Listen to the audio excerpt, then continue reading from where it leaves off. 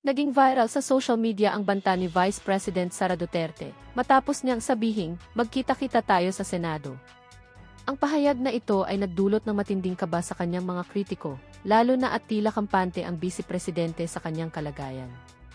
Base sa isang ulat mula sa isang confidential source sa loob ng Senado, lumilitaw na tila sure win na ang AE sa anumang tangkang impeachment laban sa kanya. Ayon sa source, karamihan sa mga senador ay naninindigan pa rin sa kanyang tabi at hindi papayag na mapatalsik siya ng walang sapat at matibay na basehan. Ito ay isang malaking sampal sa mukha ng mga oposisyon na tila desperado na mapabagsak ang Vice Presidente. Sa harap ng matinding panggigipit, tila mas lalong tumitibay ang puwersa ni Sara at ng kanyang mga kaalyado. Ano kaya ang magiging stratehiya ng Vice Presidente kapag humarap na siya sa Senado? Siguradong isang mainit na tagpo ang ating masasaksihan sa mga susunod na araw.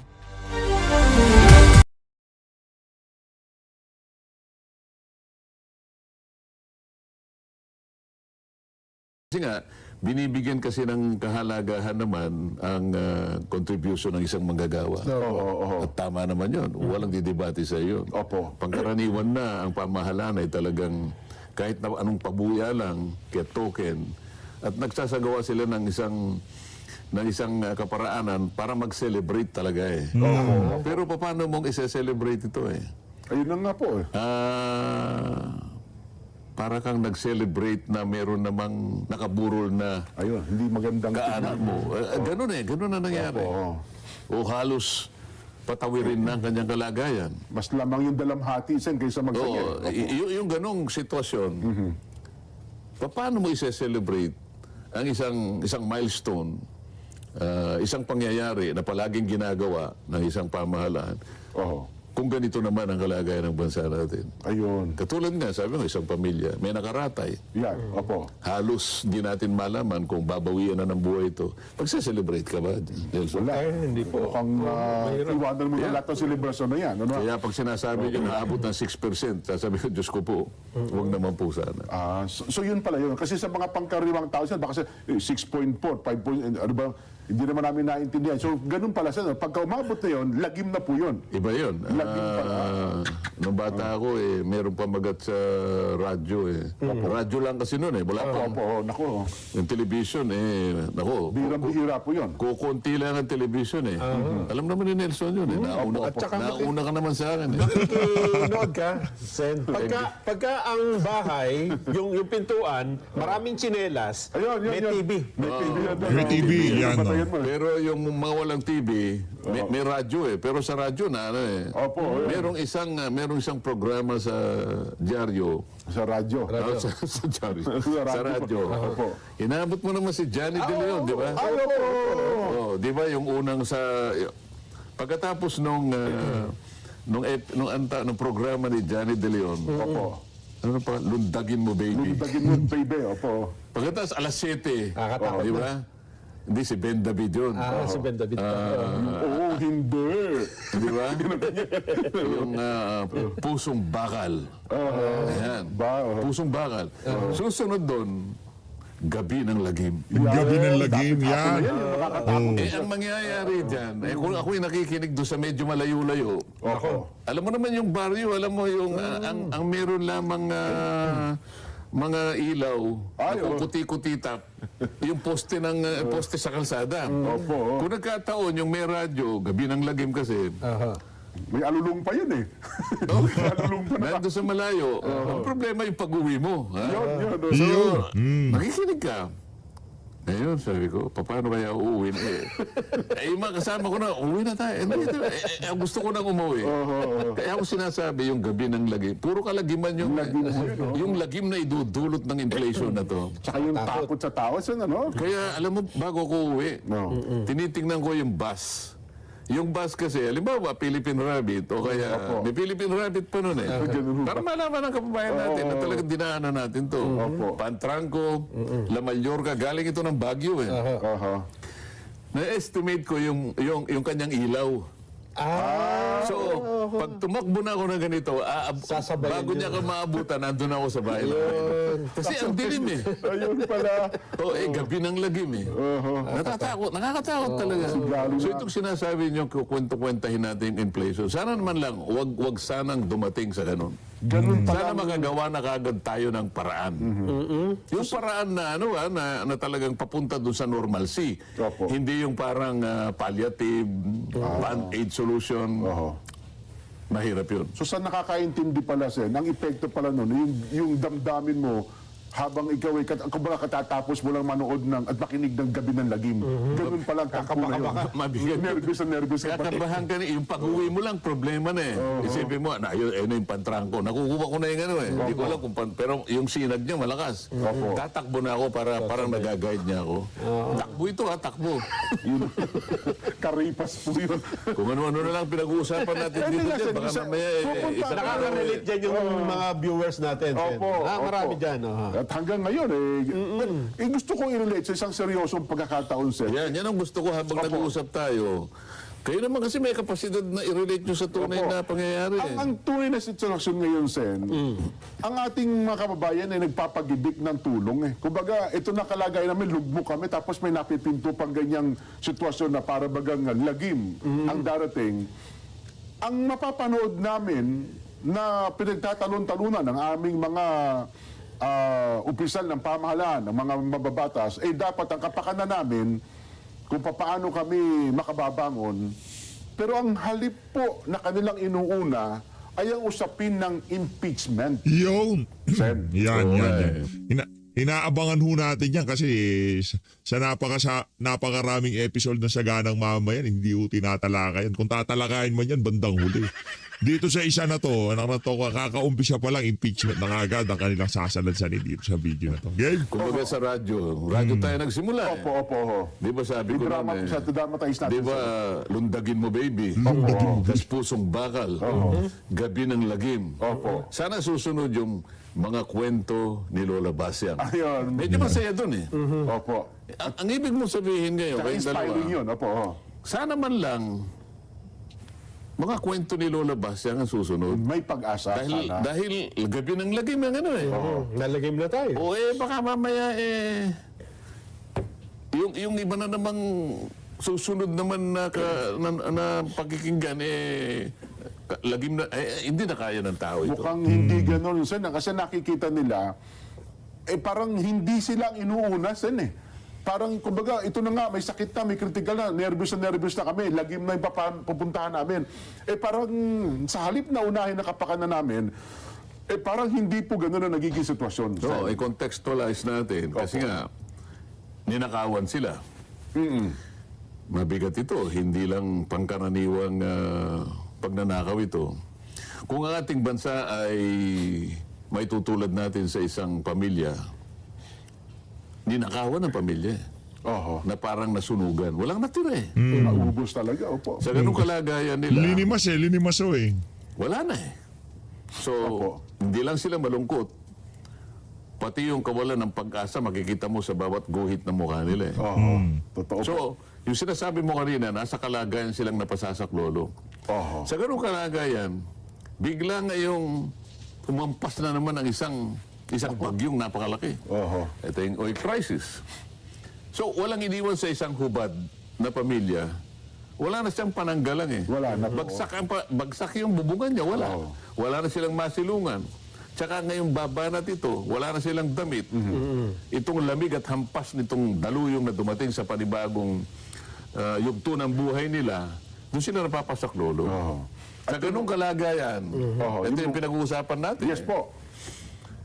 Ano ba nga atupagin natin? Yung mga taong dapat tumulong sa kanila, Sen, Hindi ba? Yun Ngayon, yung mga taong dapat tumulong, halimbawa, o kaya, maski lamang doon sa kanilang sa kanilang pamilya na lang, halimbawa, sa kanila. Okay, tayo muna, magtulong-tulong na tayo. Ang uunahin mo ba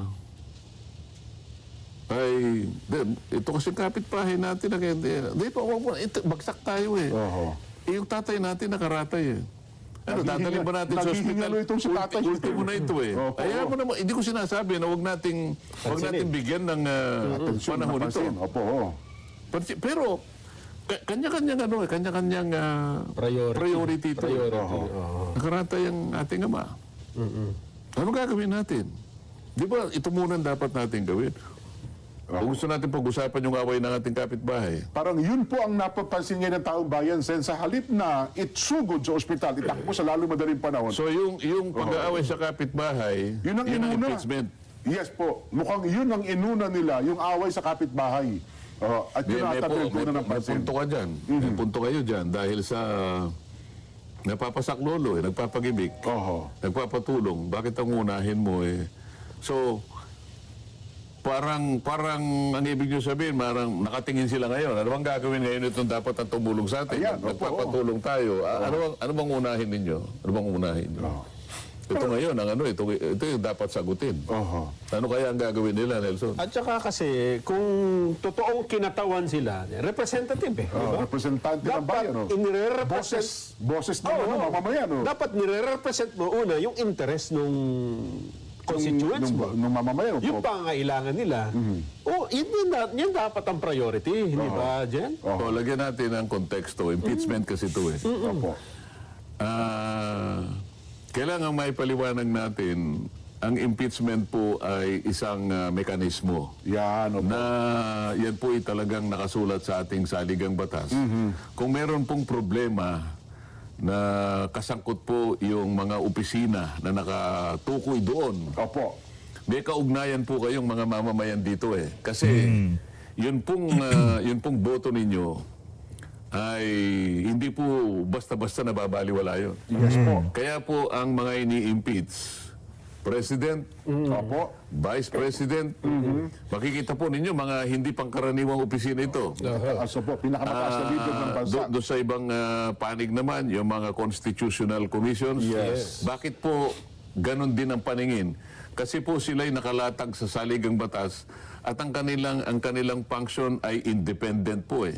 Yung pong pagiging independent nila ay para sa inyo pong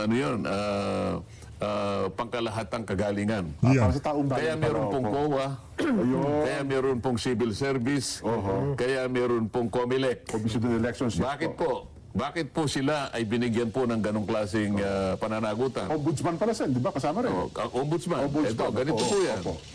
Ang COMELEC, halimbawa, para ngayon po ay yung karapatang bumoto mapangalagaan. Yeah. Kaya ginawa po silang independent commission. Importante po kasi yung boto ninyo. Opo. Yes. Kayo naman pong COA, yung paggasta po ng pera ninyo, kailangan may magbantay po.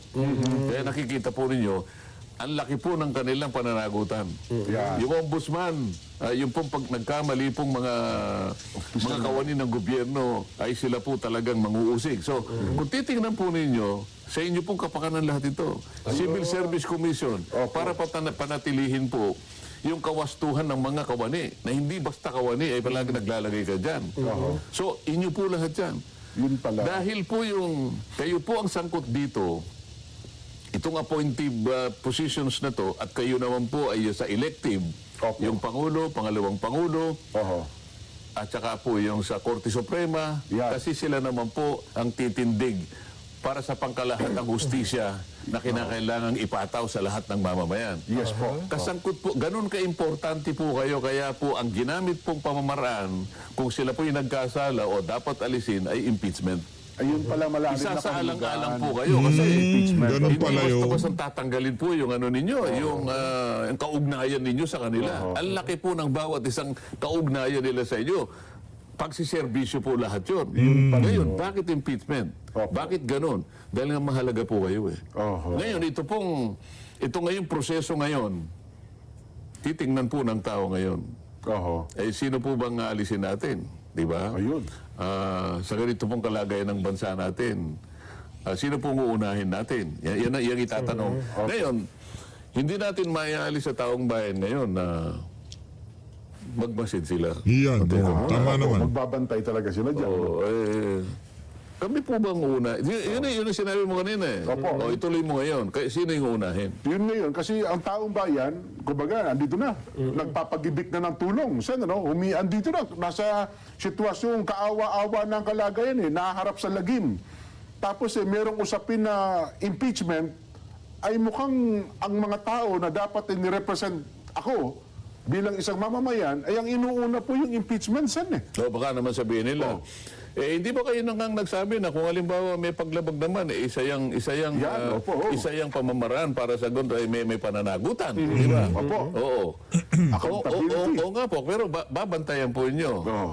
Hindi naman po natin sinasabing hindi nyo pananagutin. Pero sa kalagayan po, ano po ang unahin natin? Sa sitwasyon ng bansa ngayon. Ang unahin po ba natin yung pangkalahatang kagalingan?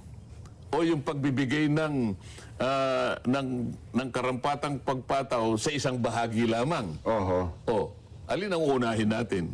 Kasi po hindi po natin pwedeng pagsabay-sabayin. Totoo. Kaya ang tanong, sa bagsak na kalagayan ng bansa natin, ang lahat ay kinakailangang magtulong-tulong. Kukunti ang ating kapasidad. Oho. Kukunti ang ating panahon. Kukunti ang ating resources. Para sa ganon, ibangon natin ang madali ng bansa natin. Alin ang uunahin? Ito yung pangunahing tanong dito. Yan. Wala tayong sinasabi na hindi mo pagbabalingan yon. Oho. Ngunit, hindi pwedeng sabay-sabay. Oho. Kasi meron kang dapat unahin. Ito yung punto. Oho. Eh kung ako, Sen, pagkariwang mamamayan, dapat sasabihin ko sa unahin niyo ako. Lugbok ako eh. Nagpapagibig ako ng tulong eh. Yun yung pagpapanagot natin sa kanya. Isunod na natin sa susunod. Asikasuhin mo muna kami.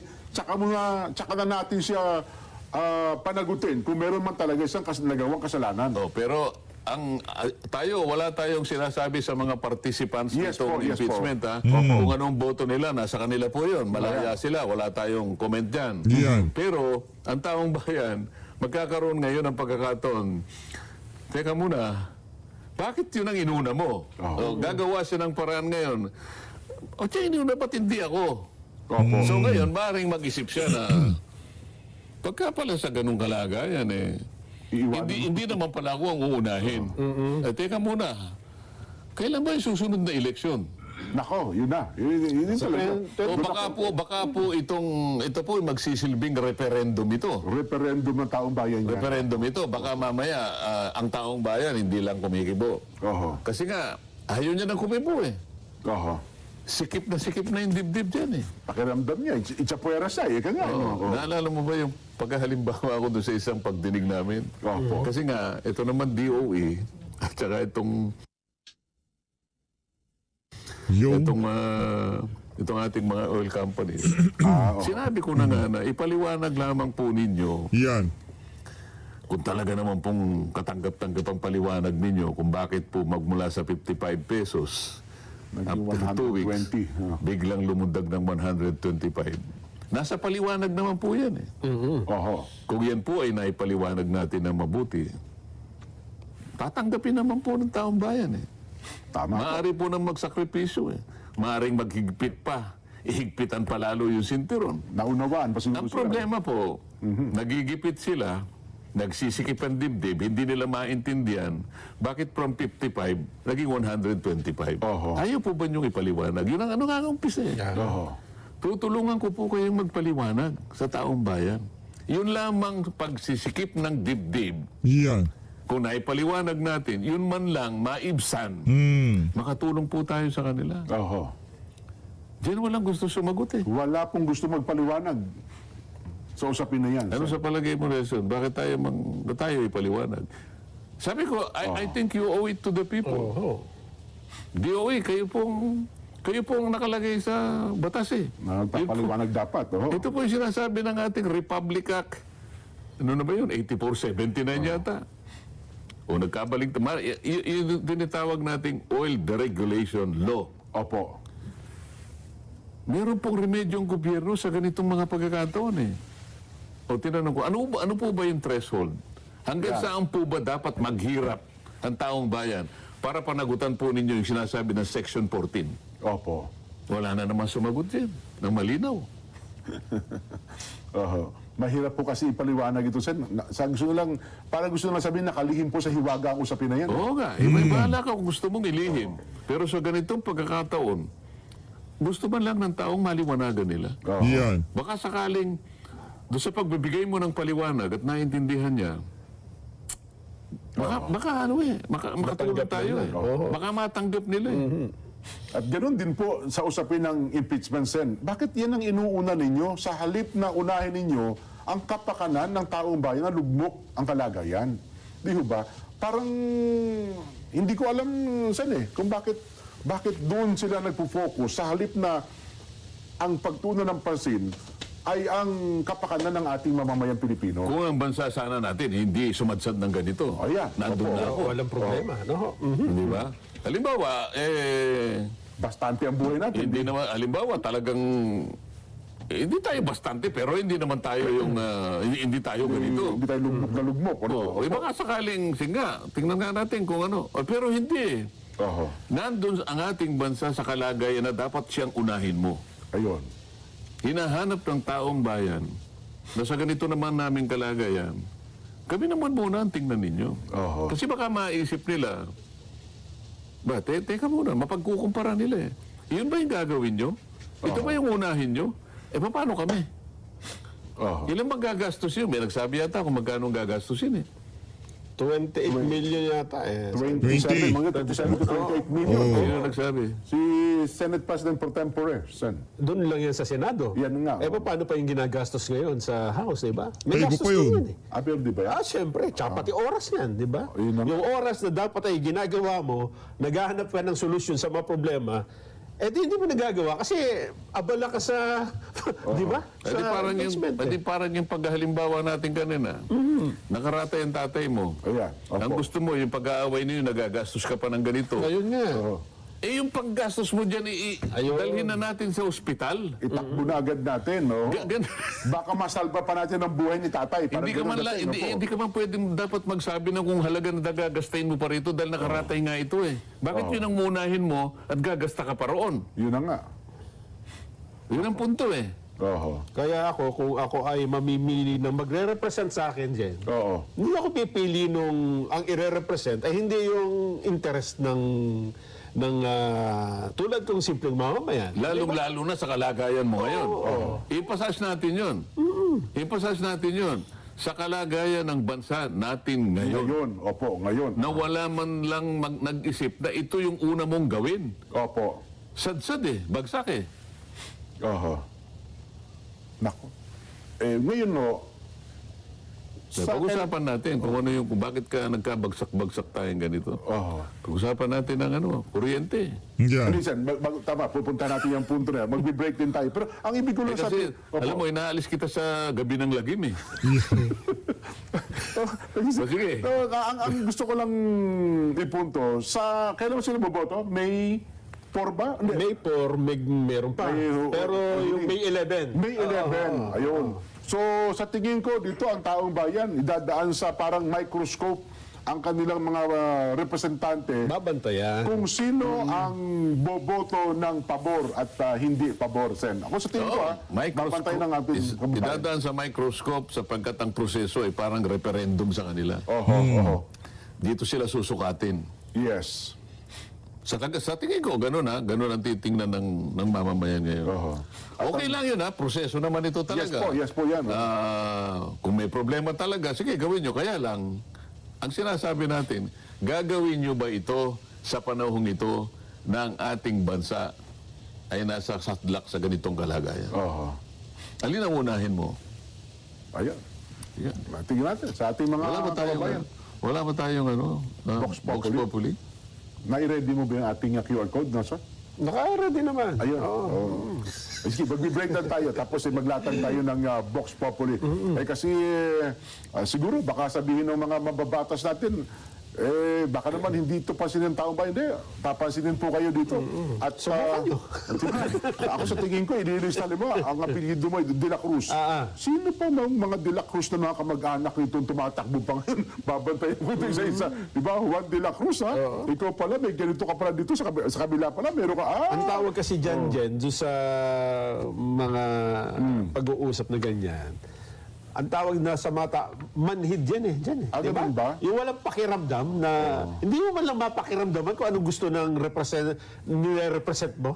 Diba? Di para malaman mo, puntahan mo sila. Ayun nga. Tanungin mo Hindi sila. ba representative ka? Yes. Ano ibig sabihin ng representative din? Kinatawan. Kinatawan. Yan, opo. Palaging kumukonsulta, palaging pumupunta sa kanyang nasasakupan, magtanong, ano po ba ang kalagayan nyo, ano po bang mabuti nating gawin. O di ko siguro pagkapunta mo, iho, iha, Ayan. unahin mo muna. Unahin mo muna kapakanan. Hindi mo ba kami nakikita? Kailangan pa ba namin sabihin sa'yo ng diretso? Kaso kinonsulta lang sila nung bago mag-eleksyon eh. Kaya ang mga botante, babawi kami sa iyo pag darating ng eleksyon. Yung bang, Kami naman ang babawi sa iyo. kumbaga sa manliligaw, magaling lang nung nanliligaw, ano? Oo, nung sinagot na, wala, bahala ka sa buhay mo. Pero dyan, kailangan nating bigyan ng ng pagpapaliwanag. Opo. Wala tayong sinasabi na ang impeachment ay dapat na ipagpaliban o kung ganito. proseso po Yan yun ay eh. proseso. Yes Ang po. pinag-uusapan lang natin, tamang panahon ba ito? Dahil ang bansa natin ay nasa ganitong kalagayan. Nasa lubok na kalagayan. Nakalugmok. So, anumang bagay na gagawin mo na hindi papunta sa kanila, Opo. pinatatagal mo ang kalagayan nila. Tatandaan ka ng taong bayan. Tingnan natin. O paano po? Magbabalik pa po ang saganang mamamayan. Yun dati na pala natin binabayaran, ngayon na natin ito napansin na. So, ito po yung mga electric bill natin, Sen. Ang dami po, maging sa social media, ito po Biglang biglang taas. bill shock nga po ang tawag nila, Sen. Ano? Bill shock. Oho.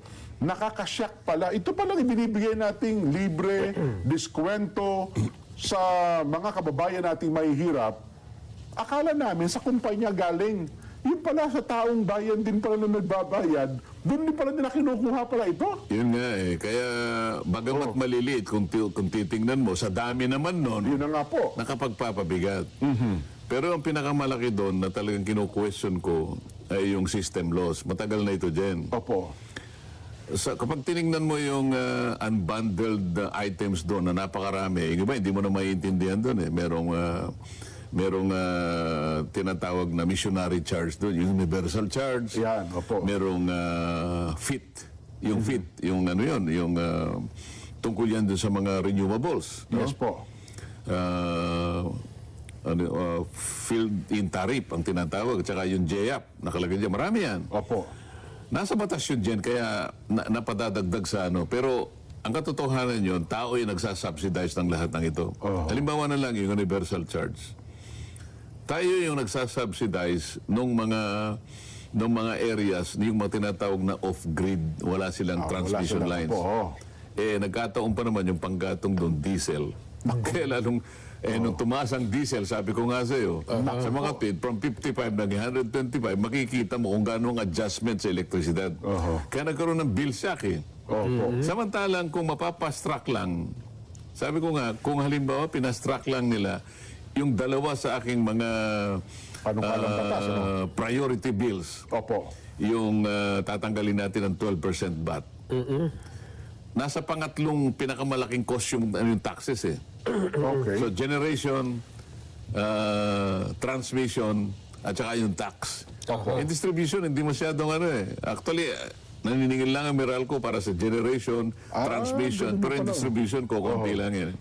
Pero yung tax, isa sa pangatlo. Malaki. Pag inalis mo yung 12%, sabi kong ganyan, immediately, talagang bababa. Kaso, napakabagal ng proseso ng pagtalakay sa mga panukalang batas. Nakikipag-usap nga ako sa chairman namin na sana'y mapagbigyan na may fast track ito. Opo. Yung kakambal nito ay yung pag-aalis ng mga ayuda at palitan na lang natin, sabi ko, nung paraan na palagi kong minumungkahi na ito yung mas equitable, Yes. mas Opo. direkta, na lahat ng mga household, mga kabahayan na gumagamit ng at least 200 kilowatt hours per month, Opo. sila na'y maililibre na doon.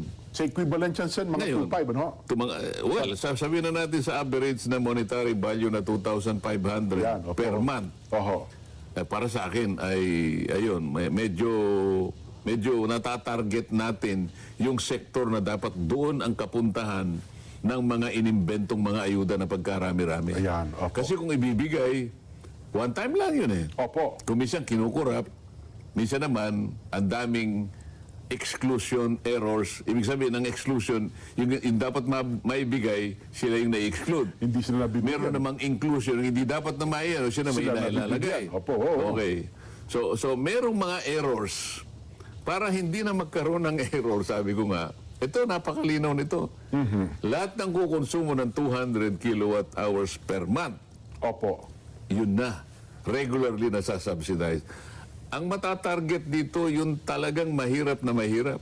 Ah. Kasi, kamukha ng binabanggit mo na, tayo pala nagsasubsidize. Alam mo yung lifeline? Opo. Yung binago, dati kasi 20 kilowatt hours yun ang libre. Alam mo ang katapat nun? Isang bumbilya lang.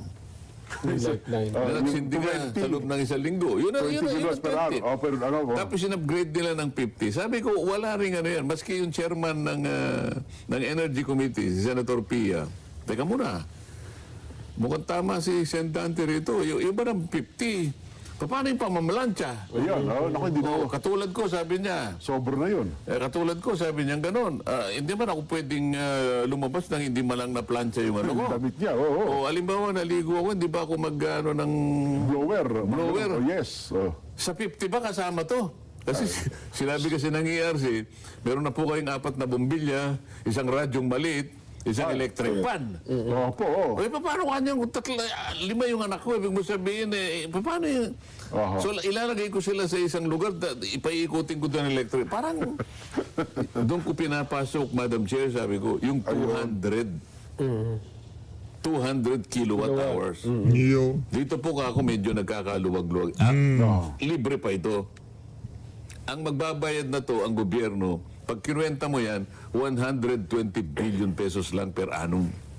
Kapalit naman ng Sa isang taon pa rin, no? napakarami nitong mga inimbentong mahigit na 22 interventions, 600 billion per annum. Kumparas. O di nakatipid ang gobyerno, walang corruption, diretso sa tao, walang umeepal na politiko. Yun nga.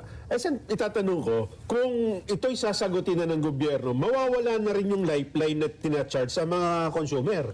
Wala na nga, doon na nga ipapalit eh. Kaya yung lifeline na yun, ina-amend ko yun eh. Ginagawa ko mabubura na to. 200. Ayun.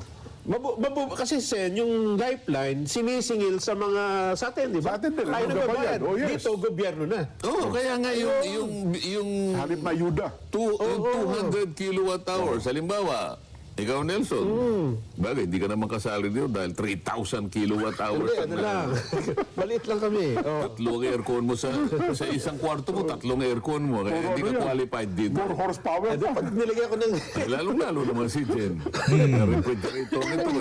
Pati yung comfort room may refrigerator. Hindi kayo qualified dito. Ang sinasabi ko, Sen, sige. yung sinasabi ko, yung talagang 200. tinatarget ko kasi